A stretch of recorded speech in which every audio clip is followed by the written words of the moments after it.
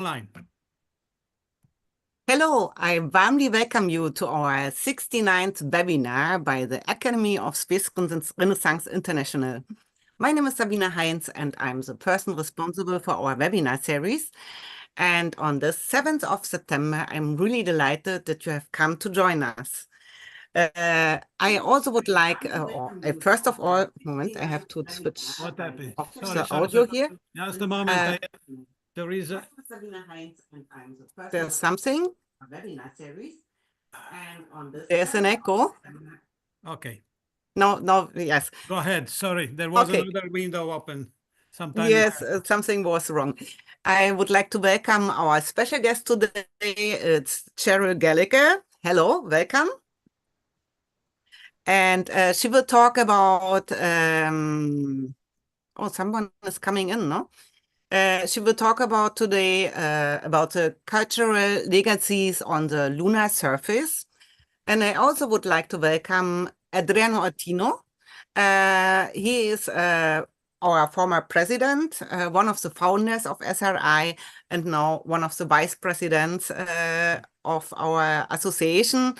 And he's doing all the technical stuff for the webinars, and I'm really grateful that you do that. Hello, Adriano. Hello, Sabine. Hello, Cheryl. Very, very welcome here in this webinar. I'm very happy to have you. And, we're super busy with our work for the IAC 75 is going to start in 1 week, less than 1 week. And we are working night and day for our booth and for the program and for everything. And I invite everybody to visit our booth in Milano, at the Fiera di Milano, near City Life. This is a beautiful place, very veneristic. And we will have a booth over there. We will make events and music also, and discussions and everything, and drinking some nice aperitif or something like that. So please come and visit us, because we are working too much for that. So of course we deserve that you come, everybody, to our booth. Yes. Okay. And to build a bridge between art and science, we also will have an exhibition there with the Itacus committee. The Itacus committee is a committee for the cultural, oh God. Cultural. We are too much excited, and we also forget things, and we don't know what we are doing. And okay, but we know where we are going. To the moon. Oh my God. Yeah. I was working like crazy today and sending emails. Yes, and we have this booth, and we will participate also with some lectures, and we are really excited to be in Milan for the International Aeronautical Congress.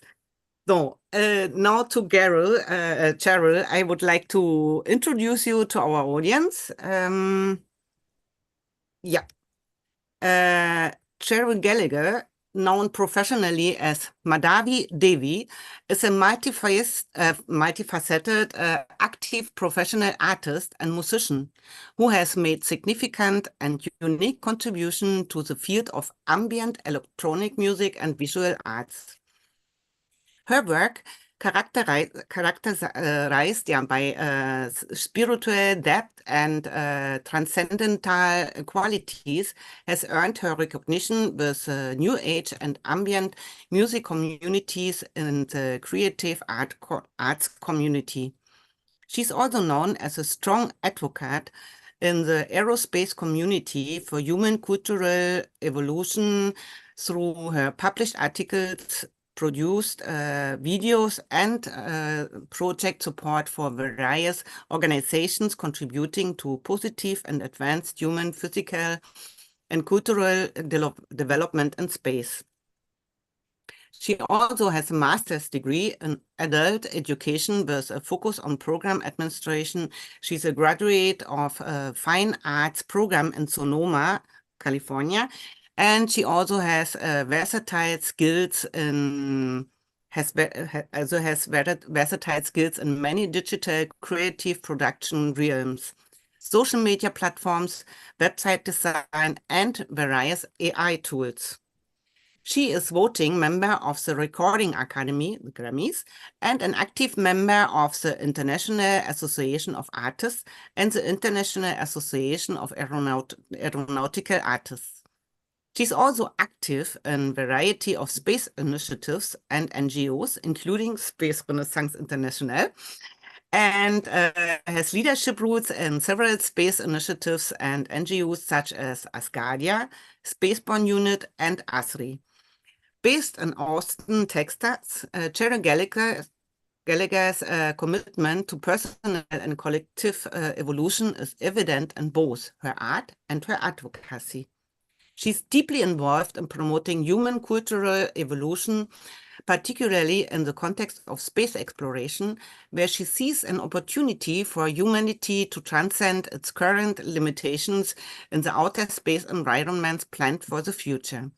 She supports organizations dedicated to this overall vision in general, as well as research on specific aspects of human evolution, such as reproduction in space, and legacy projects that are accurately documenting Earth's history for future generations. For more information, visit Cheryl Gallagher's website. I think Adriano will put her website in the chat.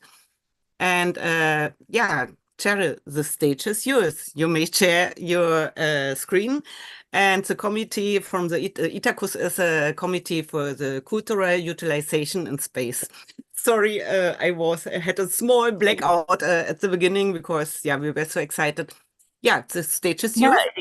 And you just finished that competition. You just featured that, right? We've got a nice recording of that competition that you're going to be displaying the results at the IAC. Is that true? Which competition? Not the art display that you're going to be. Yeah. Hmm. Okay. So I am, thank you for that beautiful introduction. I'd also like to include, there's another person here. Yeah, still working on this. And yeah, and so his name is Grant Blaisdell of Copernic Space, and he is here to help us discuss not only, of course, I'll be sharing, oh, there he goes. I'll be introducing him in a little bit as part of my presentation, so no problem if we don't see him right now. But he's here to help talk with us about this aspect of the space economy, not just the cultural art and the legacy on the moon, but how these are the very first budding new business constructs for constructing and democratizing the space economy, which is very important for all of us. So he's going to give us some words about that in just a little bit.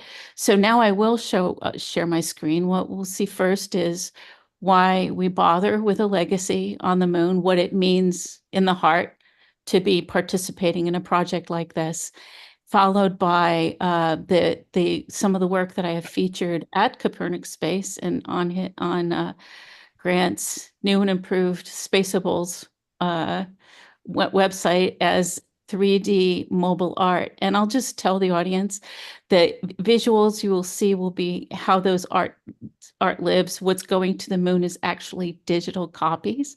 I've been asked over and over if I sent actual paintings to the moon, and no, it is not actual physical art. They are digital copies of these things, and we'll explain that relationship and how that contributes in a little bit. But I'll get started.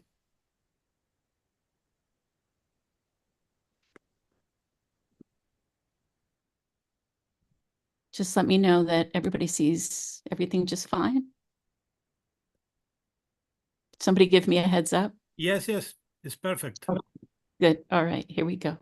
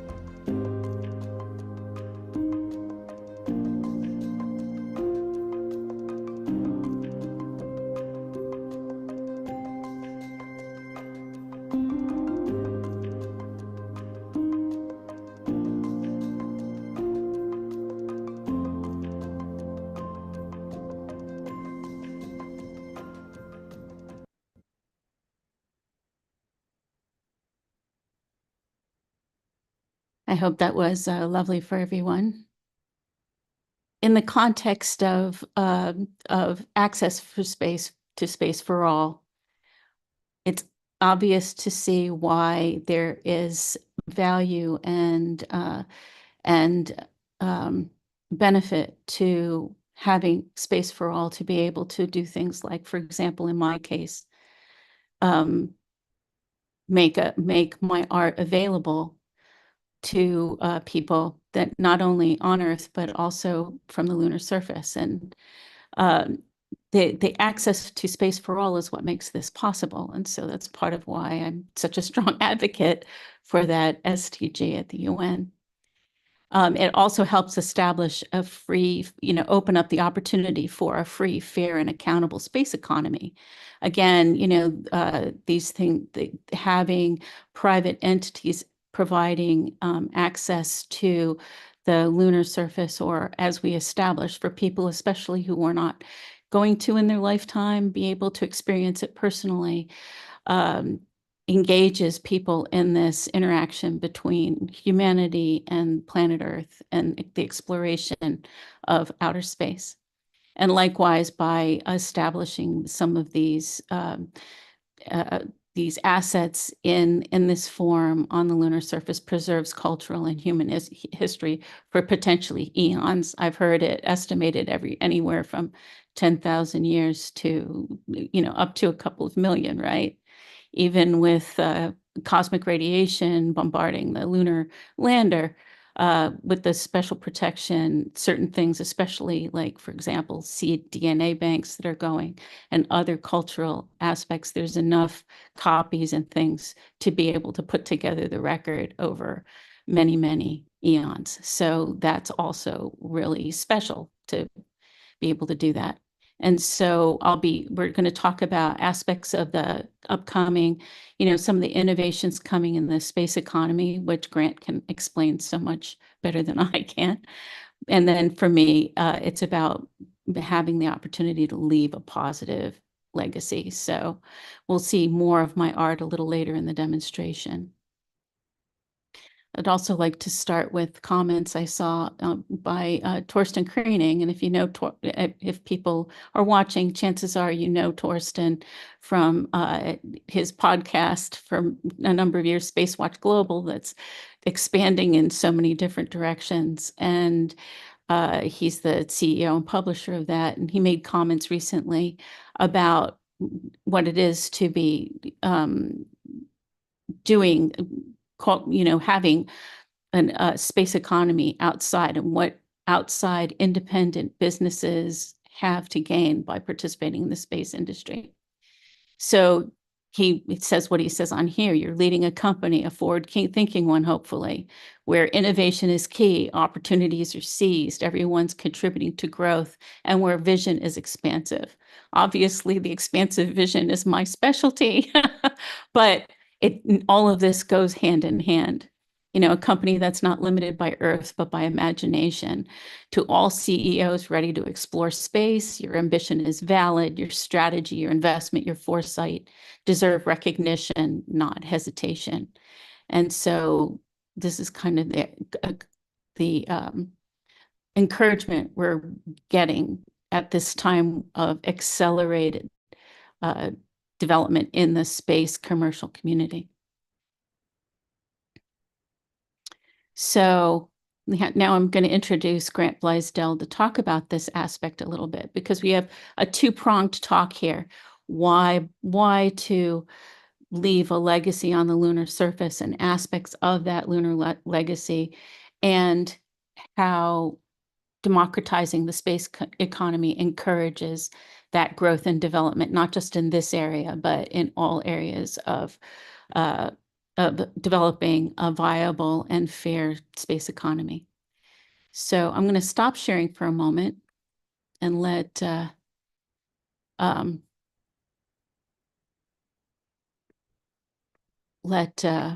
Grant come online.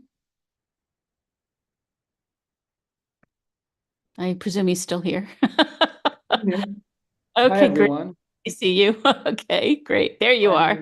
Perfect. My name is Grant Blaisdell. I'm CEO and co-founder of Copernic Space. I'm happy to quickly introduce myself and then talk a little bit more about Copernic Space, our moon mission more specifically, but really the wider vision, purpose, execution, and importance of what we're doing at Copernic Space and how it empowers and enables people such as yourselves and Cheryl to have tangible access and, even more importantly, ownership and a stake in this new space economy that's being built. Me, myself, I'm a creator. I've been a startup entrepreneur since I was a teenager.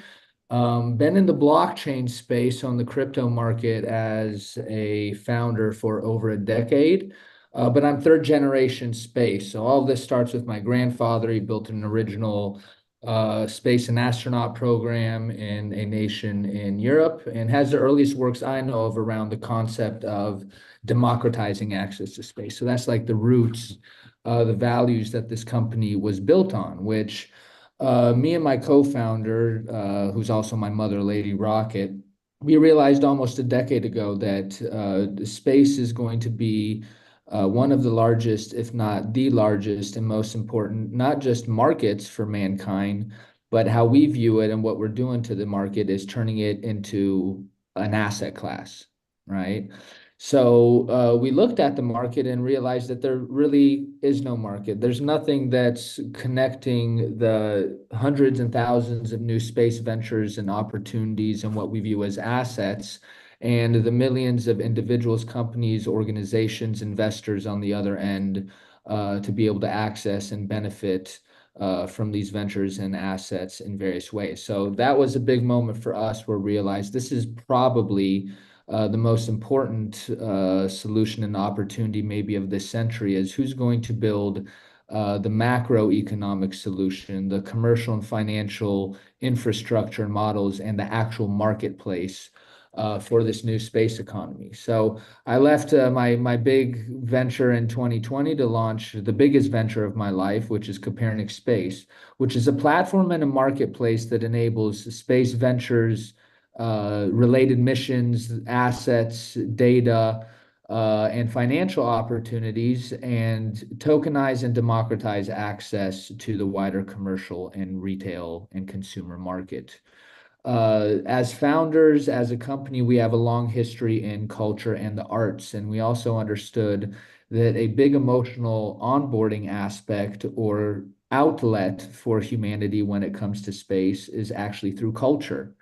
And we knew that very on. So we're also responsible as a company for launching the first space art NFT exhibitions ever, creating the first dedicated marketplace to space-themed art and digital assets. It's called Spaceables, which Cheryl brought up recently.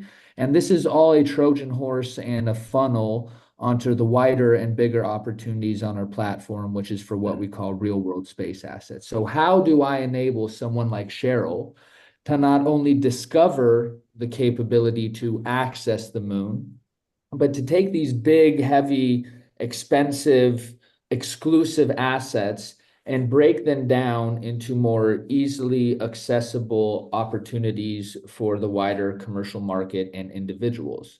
So that's not only enabled us through our own moon mission this year. So we decided to invest our own capital, acquire our own payloads, and take that big asset and fractionalize it, break it down, and offer it to, our network ecosystem user, the wider commercial market. So we've onboarded around 2,000 unique digital assets from major space companies, renowned artists, AI companies, crypto companies, to be able to send their record or their viewpoint of what is value that should be on the lunar surface. But the big thing that we do, which I think is extremely even more important in a way and lacking in the space economy, is how do I take what I send, right? It's one thing who and what goes, but how do I turn what do I send into an asset itself and enable people on Earth to have ownership of that? right? Whether it is a piece of art or it's a rover, the system should look and work the same and be equally democratized and decentralized as much as possible. So what we've done is taking this big exclusive historic asset of access to the moon. We've democratized that and opened it up to hundreds of companies and individuals around the world. And then we've given them the tool to turn what they're sending into an asset itself and enable the rest of the world to have access and ownership and a marketplace for that. So not only can Cheryl access the moon in a new, easier, more democratic, economical way, but she can actually pull out and create real value for herself out of how she's engaging with the space economy. For us, this is a model that works specifically for payloads, right? Physical or digital things being sent up into space.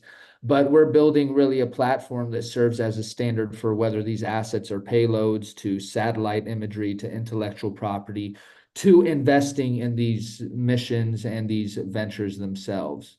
But with a specific focus on the moon and our moon mission, I want to thank, Cheryl as being an early believer in what we do. She's been around for years at this point around us, being a visionary in that aspect, and also being a leader in driving how art truly engages with space, and with what we're providing turns it into an actual new asset class for art and for humanity here on Earth by utilizing space.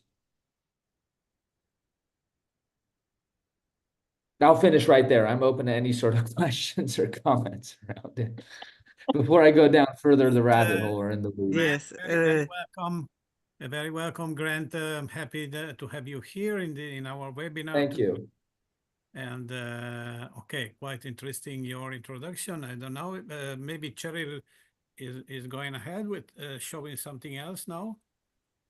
Well, Yes, yeah, Okay. but this is a good time to ask questions about those space economic things. For example, for me, I know it seems like a segue because this was, it's very arts based, and there'll be more very nice video showing the art in a little bit, but also using that as a method of cultural communication, and how, in terms of Copernic space, Spaceables has been with it's a space art NFT based thing. So that was my first initiation into being able to work in the cryptocurrency markets. And one of the things that interests me about some of the work that Grant's doing is how are we going to democratize that once we're out in space, in between the businesses that are out there? Because of course, I'm talking about legacy projects and NFT sales and art sales or just the expression of art and the aspect of that legacy. So leaving a positive mark on the future. So Grant, could you describe a little bit about, for example, in Spaceables, the people who, for example, purchase the space art get provenance. They have an actual provenance for the art that's actually living on the moon. We know exactly what coordinates they're at and where it's stored and what have you. Yeah. That's very direct, and that's kind of a small world thing. But there are bigger things happening with the space economic structures that have to do with the blockchain and making things both safe, sustainable, and comprehensive, accessible to the average yes, person. I had the same question. We're in a historic moment in time right now, which offers, maybe one of the biggest opportunities of our lifetimes, which we're really in the birth of the creation of the actual space market and economy. Although it's been around for, over 60 years at this point, and has been responsible for creating, in our viewpoint, some of the most valuable technological, scientific solutions and advancements that benefits life on Earth. Now that the market has recently privatized, it needs to become an actual market, which the opportunity is how do we build the standards, even the terms in the communication, to create an actual marketplace that's as accessible and democratized as possible. But we have to be serious about how to approach this from a commerce and financial end, meaning that we're building the proper models and the marketplace on top, the user experience that creates real commercial value or new financing models that particularly fit for space and enable as many companies and individuals to access and benefit from it. So in the case of our moon mission, art is, once again, like, it's an awesome way to emotionally onboard humanity into space, right? So that's really how we're utilizing it and creating a new asset class of art that, to what Cheryl was just saying, is verifiably what we call a space asset, meaning it's verifiably been to space, or in the cases of moon missions, is in space, right? To a further aspect. But once again, what we're building is an entire standard and model for the market. So for me, although they're different assets, acquiring and trading ownership of art on the moon should work and look similarly to acquiring and trading ownership of scientific instruments on the moon, of a rover on the moon, of data being generated by that rover on the moon. So we're building a macroeconomic solution. So whether you want to access a moon mission, you want to access satellite imagery, or you want to invest in the next satellite constellation that the company is creating, we've built the economic models and tools in the marketplace on top for you to do that. And if you happen to be an artist, we have that outlet for you as well, and empower you to create a whole new unique angle and economic asset out of your art that is objectively more unique, rare, valuable than if it would just be on Earth, so to say. So with our moon mission sorry, go ahead, dear. I'm sorry. As an artist, what we have to do to get access to the next mission, for example? Yeah, so we have the marketplace that's called Spaceables. So that's just dedicated to the space art, collectibles, the culture of space, right? We have another marketplace that's called Space Mart, and that's dedicated to these real world space assets. So that's the things that aren't actually in space, et cetera. So we have an easy onboarding. If you just are creating space themed art, you can place that, it can become discoverable. You can utilize our users, our community, et cetera, to build more awareness for you. You want to take that next step, pretty much become what Cheryl and Asgardia are as well, which is passport holders. It's like a membership pass we have on our platform. And through that, we can open up and even build dedicated opportunities for you through various missions, assets that we have access to, and maybe haven't onboarded on the marketplace formally itself. So this mission goes up in December. Although the payload is confirmed, NASA's doing final kind of regulatory checks on it. We are enabling entities to sponsor various like philanthropic assets, children's art we have on it from our foundation, and even put their own kind of art and branding on top of it, right? To be like, this is how I'm supporting this foundation, this moon mission, and here's my art that represents, that ownership, right? But we have a moon mission that we're negotiating planned for 2026. But next year, we're going to have reusable rockets and a satellite mission planned by itself, where we're doing various sort of new commercial tests and asset creation out of it, including the first crypto mining in space. Proof of concept is a big plan for next year, because that's the future of computation and AI overall, right? So really good question. Whether your social media is Twitter or LinkedIn, whatever it is, you can follow us there. And you can find out ways to get directly engaged, just like Cheryl has. And now, Cheryl's art legacy is not only going to the moon, but she'll have verified ownership of her legacy on the moon that she can choose to do further things with, which I think is the big thing, is that space won't really be a thing for billions of people until they can have a sense of real ownership in it. I think I have one question, because yeah, your presentation, I think I was very impressed by the videos, the pictures Yes. that Cheryl presented before. It's Yes, really they are beautiful, really beautiful. beautiful things. But Grant, you are showing to me an open door, and when I see an open door, I want to go into, and and I start to think about what it could be possible to do. So maybe it's an idea that came up to my mind just now while I was watching Cheryl before, and then listening to your introduction to your activity. I think that combining, well, putting art in the space economy, it's a great idea, definitely.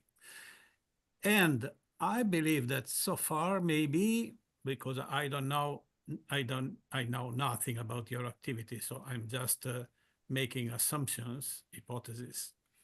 So far, you thought you are thinking about art produced on Earth for space, or something like that, let me say, for the moon or for orbital assets or other things. But what if we start to think about art produced on the moon or in space? Because even before we can reach to the moon, maybe before the end of the 20s years, maybe, we will have space stations. We will have space hotels. The Sierra Blue Origin are developing the Reef orbital station. And there are other projects. So what about helping artists to go in space and make their work over there? Because I'm very curious. I am a musician, not a professional musician, a jazz player. And I am very curious. I would be very curious to know what kind of improvising will come to my mind on the moon. Or Yeah, so my quartet is called Moonwalkers Jazz Band, just to tell you to tell you an example. And but also staying on a space station, on an orbital station.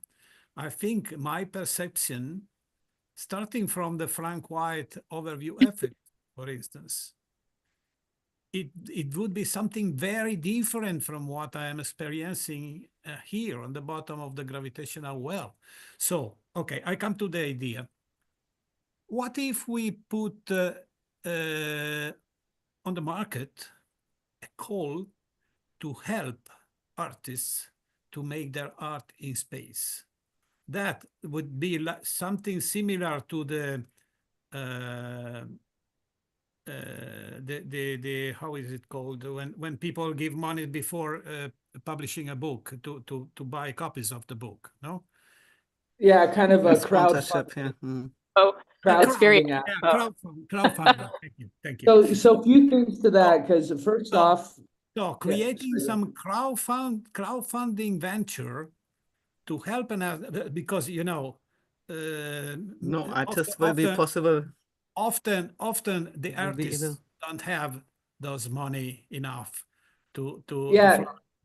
but So maybe crowdfunding could help some artists, and maybe 1,000 people will buy in advance the product produced in space.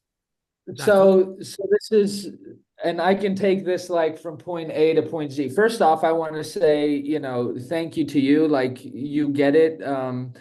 Part of the reason, one of the big reasons we've created what we've created is for people such as yourself, which is to open that door so people can have some, not just once again viable access, but some aspect of ownership and actual direct benefit in varieties of ways.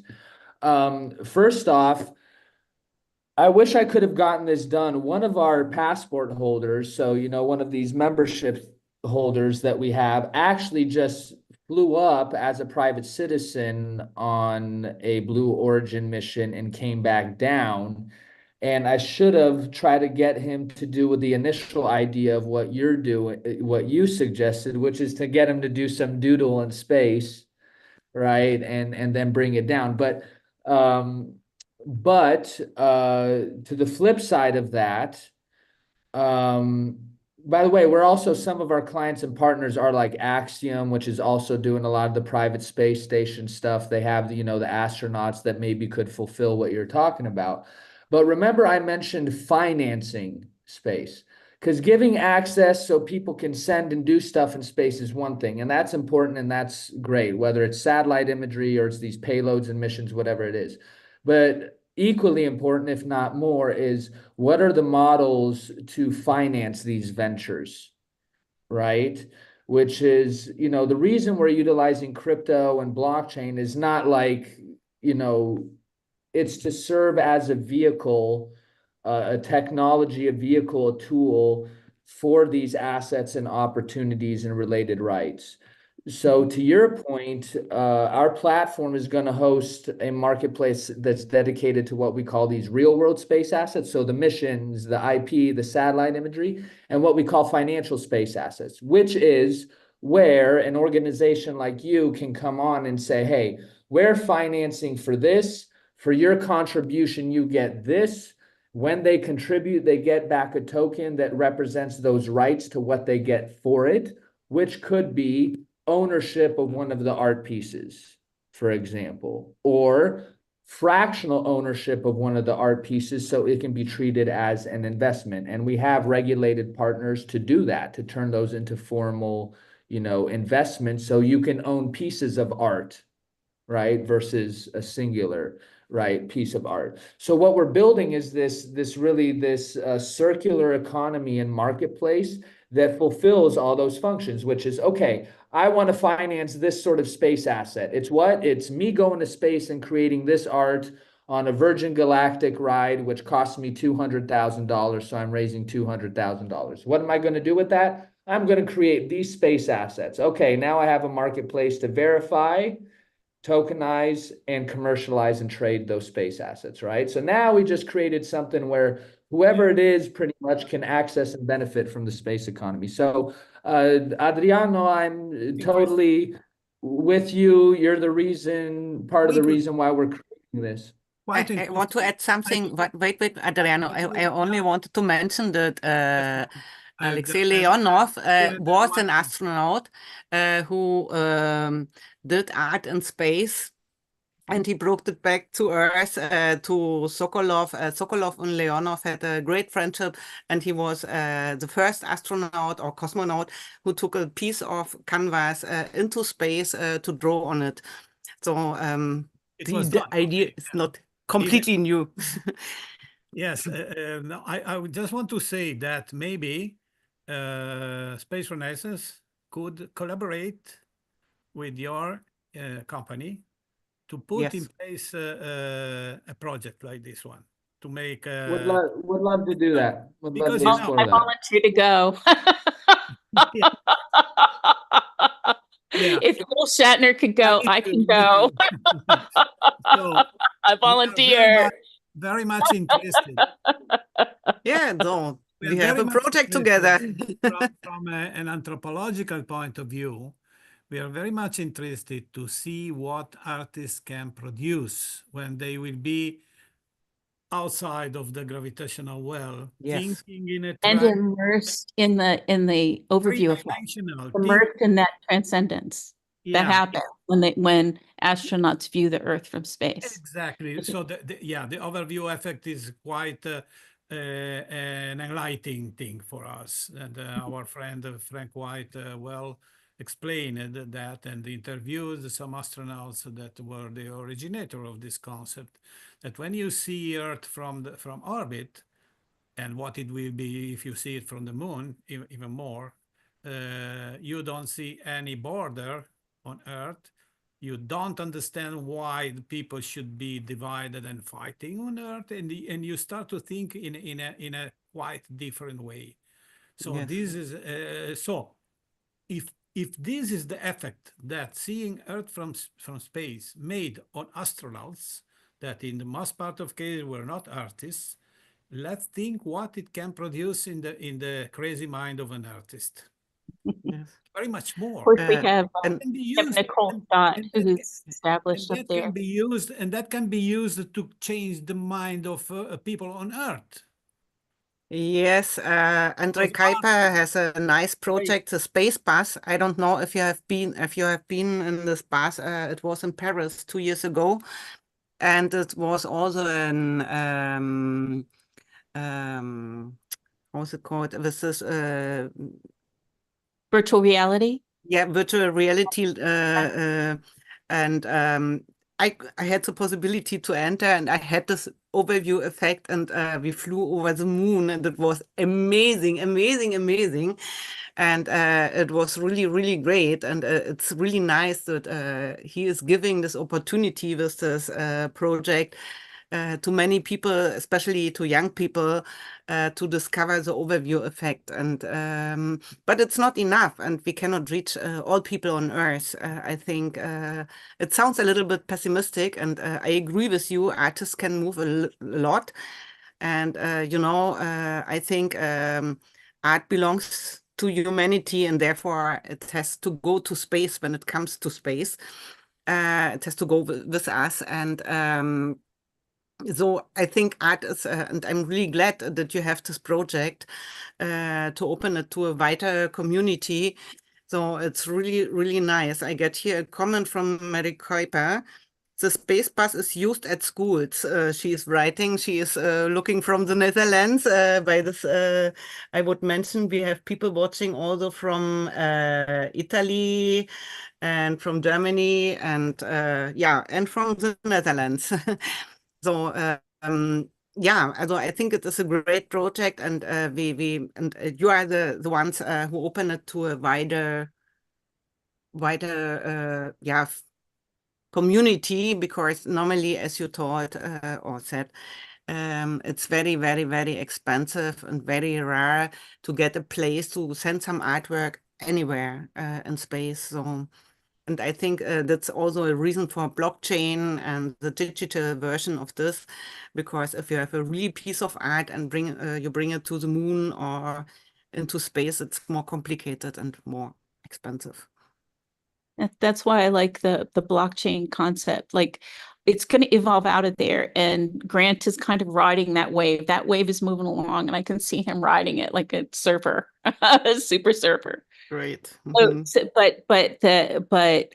as these structures form in order to be able to actually do business and distribute human culture, along with all the practical things that go along with our concerns in space, that a structure like blockchain, having the information documented, in a number of places, all with an assigned number, gives an aspect of safety and accountability for, the transactions that are going to be coming. It's not, the current structures are going to continue to evolve, as they always seem to do. So I can't speak to what's coming, but the space, if we're successful at democratizing the space economy, that also reflects back to Earth and revolutionizing the way our financial structures are on Earth, and be more overview effect, more collaborative, more a human community. We're already traveling. We see it a number of times. We're already on a space vessel. Yeah, I'm seeing But that we both have the background from the yeah, but overview effect. are leaving the planet's surface and settling in Yes. space. Yes, Let- I'm seeing that we have in the background, we have the same motif. I think it's your artwork and it's mine. Very nice. That's, Oh, beautiful artwork. You have yes, to this is, I work with What a UV great- light. And Yeah. what am I can show you something. Just a second. Moment. Another Is it- another no? comment that's coming to my mind has to do with young Can you people. see this? Oh, yes.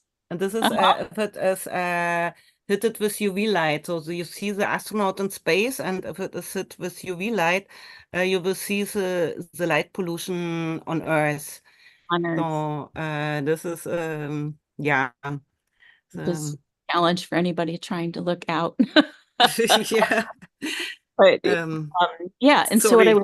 was one of the things that's compelling about all this is that it's very attractive to young people. We're, I'm sorry to say, not this doesn't count you, Grant, but the rest of us who have the memories of the beginning. Space has so much meaning for us. Like it's so amazing, and everything that happens, we're just you find everything incredulous because we were there at the beginning when things were really quite primitive. And we're still primitive.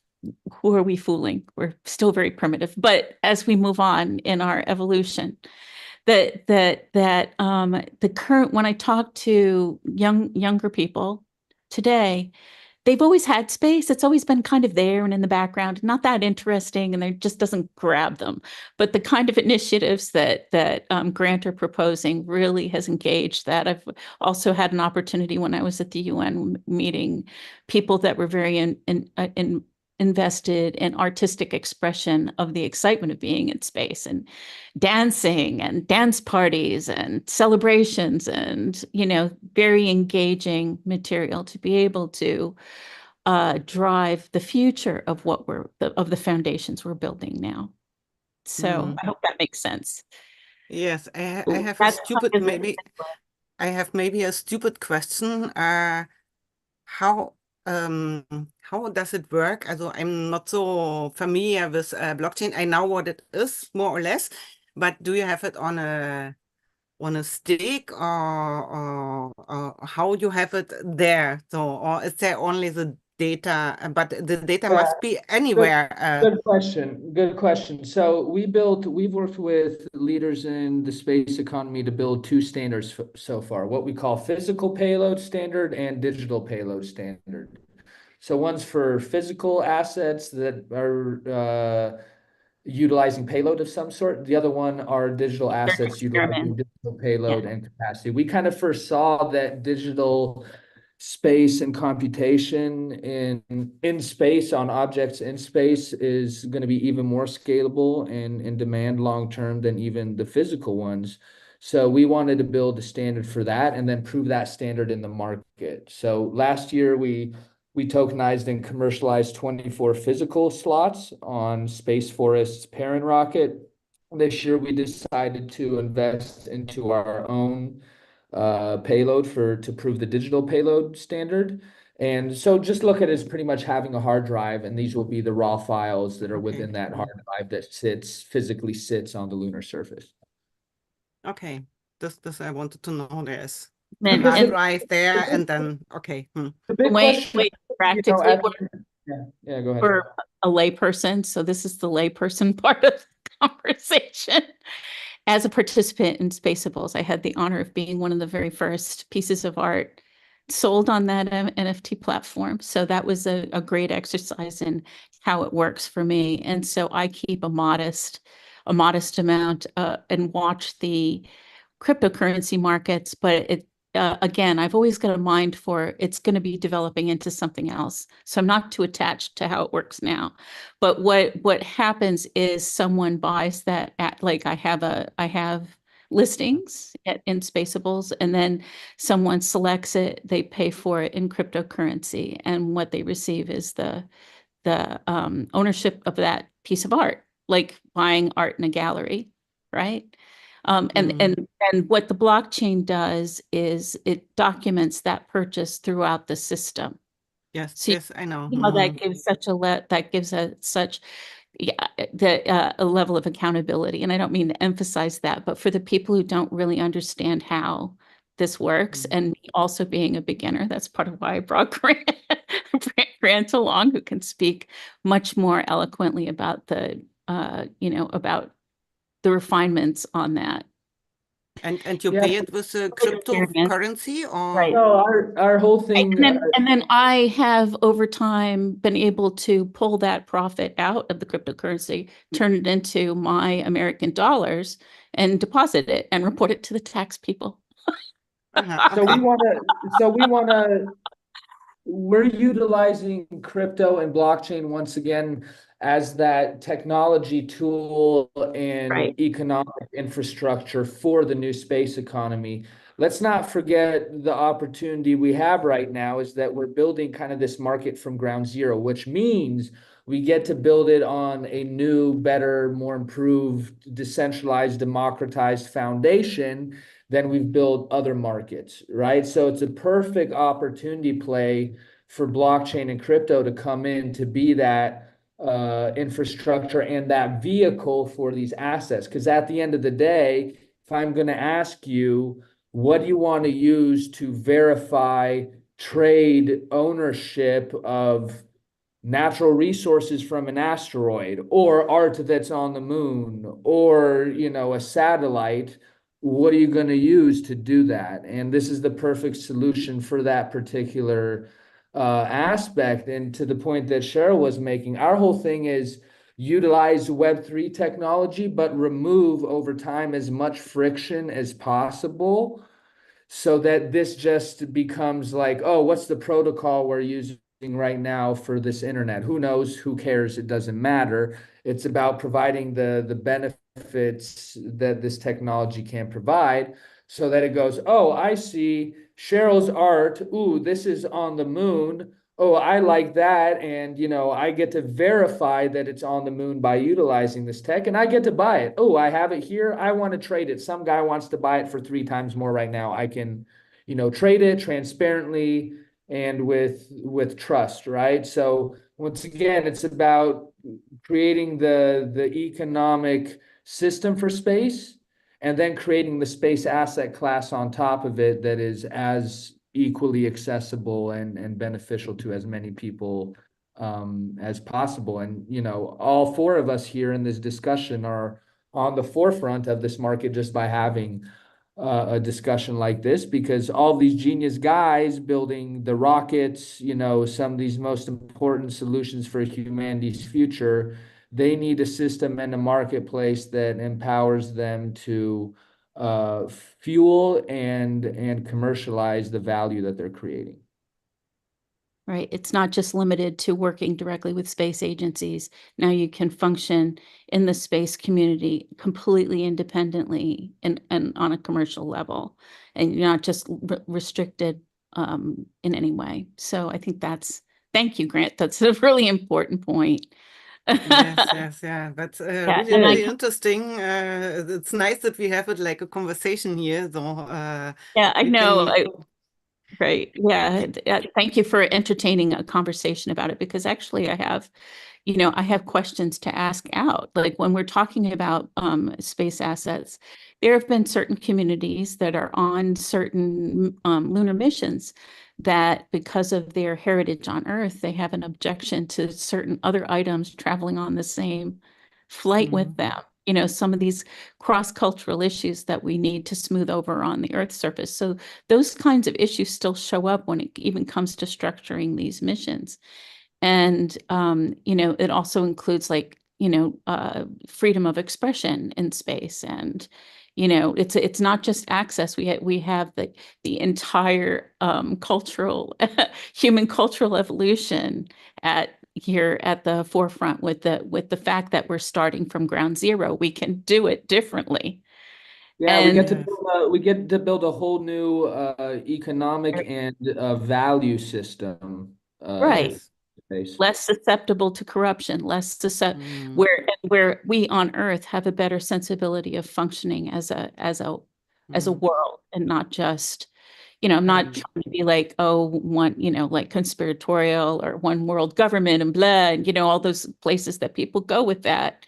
There's positive evolutionary change and embracing working together as a planet instead of working together as separate individual entities. And so how is space going to do that? Because there's still individual entities. Of course, Asgardia is aspiring to become a sovereign nation out there and building that infrastructure from scratch, right? That's part of why they're doing it. They're here at the foundation. Maybe in my lifetime, it's like a cathedral building. It's going to take a long time. I'm not going to see the finished product, but being able to participate at a ground level is part of, and being able to participate in things as they develop is important part of how I'm working with human cultural development in space. So I hope that gives a context to how they're all tying together. I would like to add something. Arno Giens, he's also member of Space Renaissance International. He is working on a library where he is registering all artwork which has gone to space. So maybe you get in touch with him. You'll find him between our members, as you are also a member. Oops, she froze. being you're frozen, what happened? So maybe it's artwork so far. So we can get connected, or you can get connected, that we have this in maybe I can get his one email. place.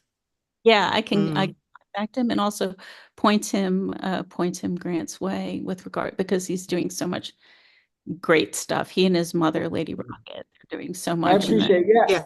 I also think there's a whole market of things that have already gone to space over the past X years or decades that people want access to, that just isn't there. Oh, sounds like Sabine is roboting on us right now. She's still there? Okay, I'm good. Okay, there she is. Yeah, I can.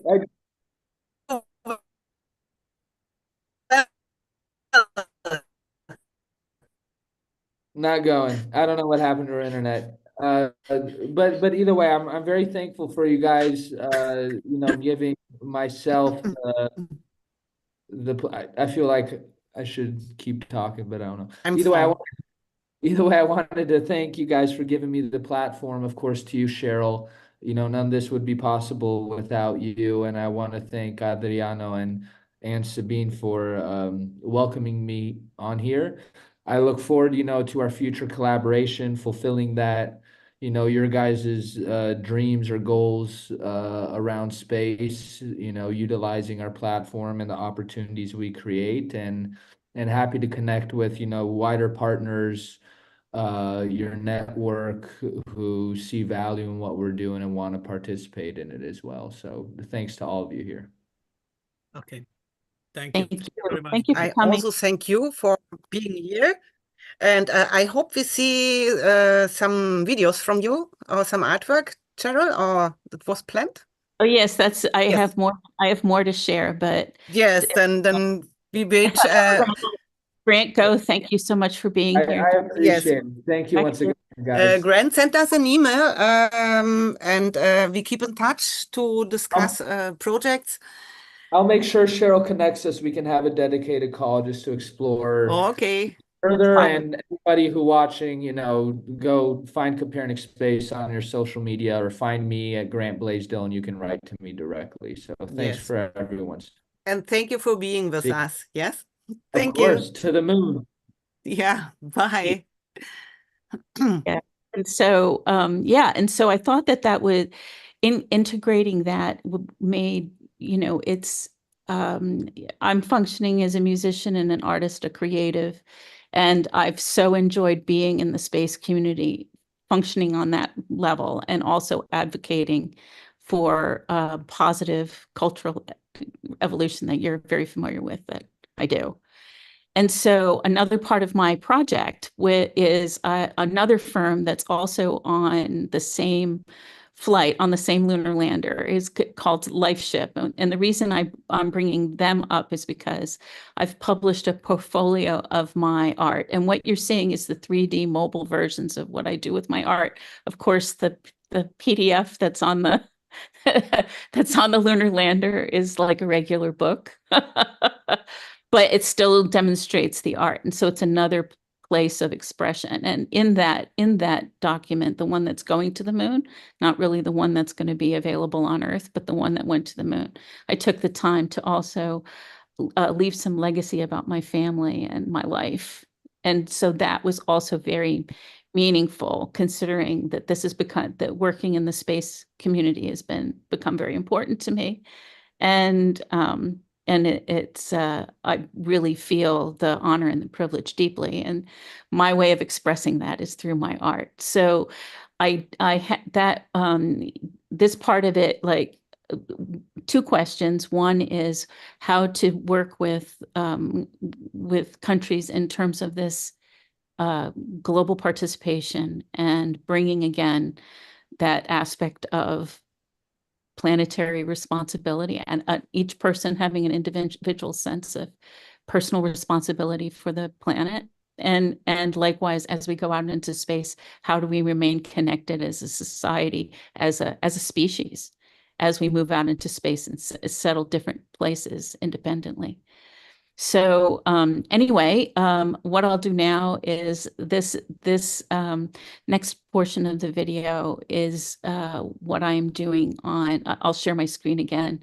It's the portfolio that is going on in LifeShip's time capsule formula that also has a library. It has a library of accumulation of human knowledge. And this particular trip, it's plant and animal DNA and the human DNA that he's collected, that people have, either purchased kits or donated or otherwise become part of the mission. It's going on is being moved to another launch because there was an objection by another participant in this lunar launch. And this isn't access to space for all, the reverse, like not just space excluding the planet, but people on the planet trying to exclude people's, other entities' access. And they objected to, I won't say specifically who, but they objected to the presence of human DNA because they considered it remains, which the plant and the animal DNA are going. It's just the human DNA that had to be withdrawn. And it was a decision of the lunar lander company that they didn't want negative publicity, possibly because of and controversy over it. So that just that aspect. Now, the good news for me is that means I'm participating in more than one lunar mission. Congratulations. Without any further investment. It's just been moved to another flight. But my art is still going. And also, I used the opportunity through Copernic Space to place Asgardia state assets on the moon. So they have their coat of arms, their flag, and their constitution also flying. So think about the meaning of that, like people's, that building of community and identity. And that's something that easily Space Renaissance International could put together as a project as well, is establishing space Renaissance in general as a participant in some of these lunar missions. Anyway, so this next release is through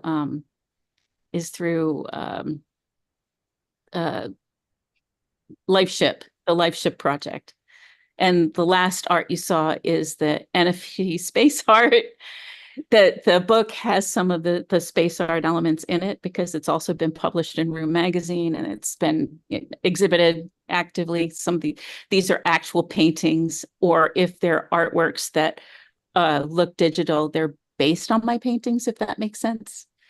I've continued creating past it and done other iterations. So that's the next thing I have to offer. Let me just get this ready and then we'll share again.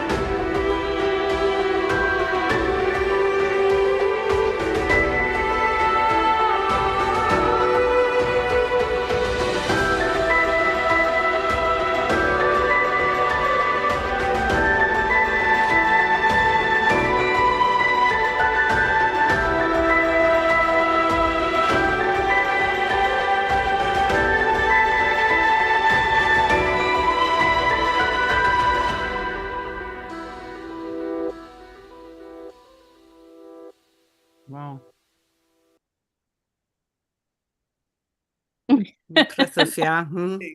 Yeah, very Incredible. nice, yeah. Yeah, Adriano? And fantastic. see, I'm glad that you like it. Thank you. That's Yeah. basically what I've had to share today. I think that you get a sense of the powerful effect that the combination of the art and the music and the Movie. idea, the aspirations for a higher And that cultural. was made by human intelligence. Right. Yeah, exactly. Yes. I use tools. I didn't With the help of electronic, but not very much more. But Yeah. yes, and so that, that you're bringing up an interesting point with regard to art, and it's kind of a segue, but I'll still mention it because there is a lot of discussion about the interaction, as AI becomes more of our daily lives. I've had extensive conversations with the American copyright and patent people about AI work. Last time was at the Space Symposium last year. And they're figuring out like what allows copyright, because when you're scrolling through, like when if somebody just inputs a statement into an AI art generator, what we're finding is that people are embracing that as their full creative work, right?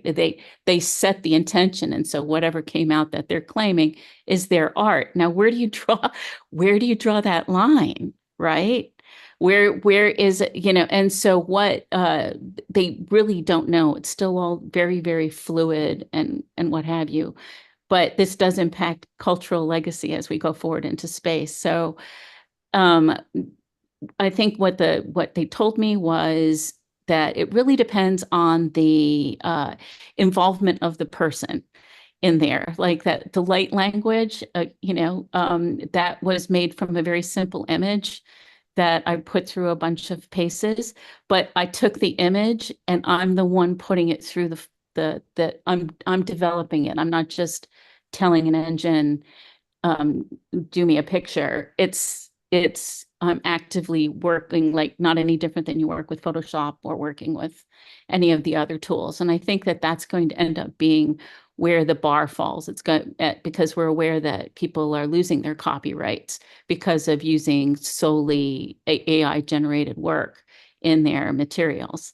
And so Yes. that's another whole conversation. Yes, yes, yes. We have a lot of conversations here too, and we have also member fighting hard against AI because AI is stealing from the artists, and When it's yeah, scrubbed. I'm divided, and My stuff is going to be part of what gets scrubbed and inspires other people. But see, I have an ulterior motive because I think that light language thing has legs.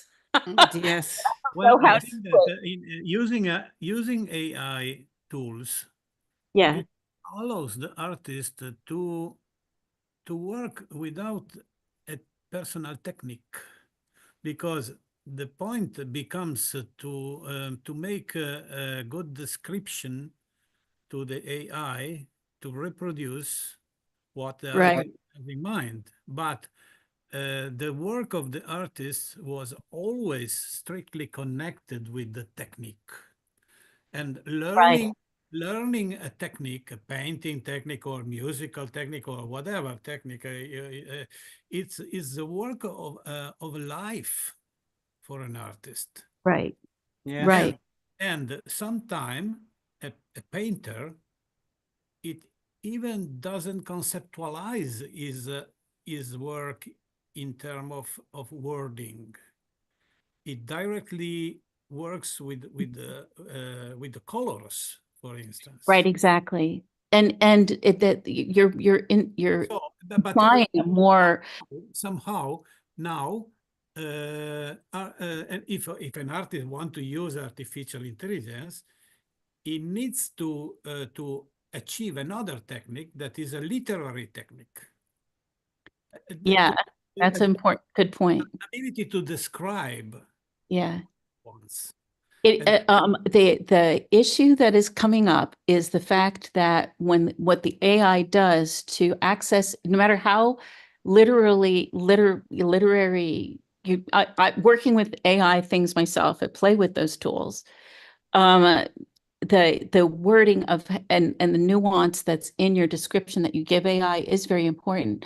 But ultimately, where artists lose their rights to their work is when it's out there scrubbing for information, it bases the art that it's based on in order to accommodate your description from some other person's piece of art that then gets incorporated in your art. And I also work in the music industry, as you know. I'm a professional Yes. recording artist. Yeah, There's yeah. very, very strict restrictions on having any other tiny bit of somebody else's music embedded in your music. Even if your music's completely original, if there's some fragment, like a licensed fragment, this is a common problem musicians will have. And, you know, to me, it's remarkable because the same artist will make the same mistake on 3 albums in a row.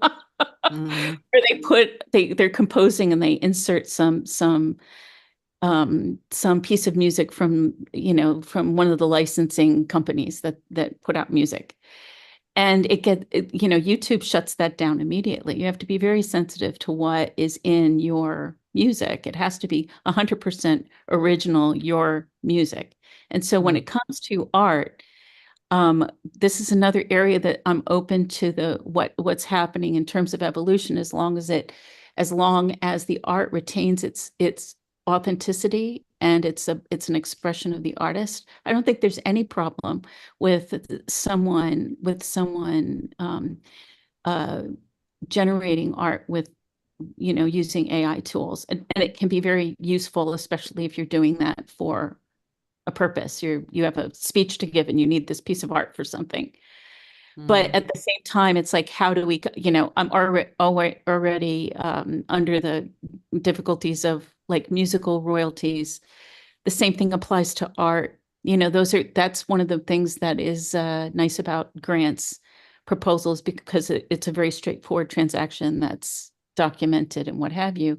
But then I think part of the reason you find the video that I just presented to you, why it's a powerful piece, is because it is authentic artistic expression coming from my Yes, and you see the that. emotion, and you can touch Feel people. it and Meanwhile, AI enables anyone to do a piece of art, but maybe without soul.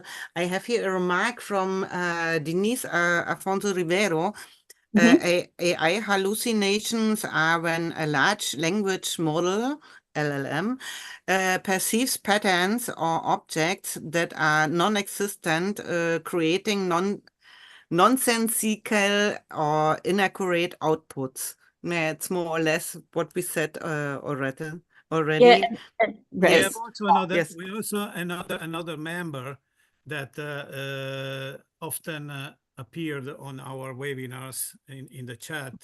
His name is Einar Larsen. He's from Norway, and he's really violently against using artificial intelligence in art. He's an artist. He made beautiful pictures, painting, and it is no flexibility in Yeah, his. he's on a warfare, and I Yeah. can understand this point of view, what you said about soul and what I said about it enables everyone to do something where you have learned or studied years to come to this level.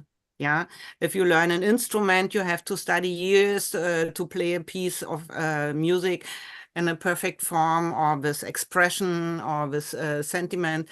And it's the same with art. You have to do a lot of artworks until you come to the point that you have an idea and you can put it out and bring it to paper, and yeah, to touch people with this piece of art. And someone comes and steals these expressions from AI, and I can understand this, but I think with the time it will become equal, or nivellate somehow, because they will use it in another way, and an artist is an artist. It's the original, and I think AI cannot feel, and that's what I said. You can say to the AI, I don't know, but I think, paint me a crying woman, and it will paint a perfectly crying woman. But it's you can, based on somebody else's work.